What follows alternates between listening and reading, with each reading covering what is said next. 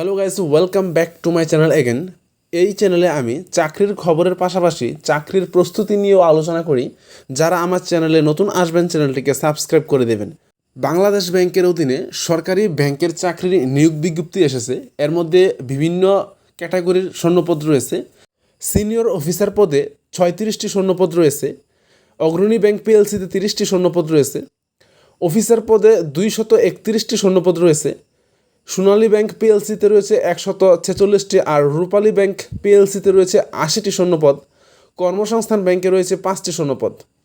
তো যারাই আবেদন করতে চান আবেদন করে ফেলবেন। অ্যাসিস্ট্যান্ট প্রোগ্রামার রয়েছে এখানে 28টি শূন্যপদ।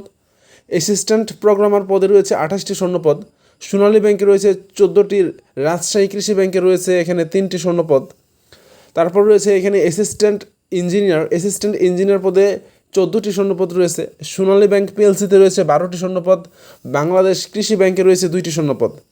আবেদনের শেষ তারিখ 1 সেপ্টেম্বর 2026।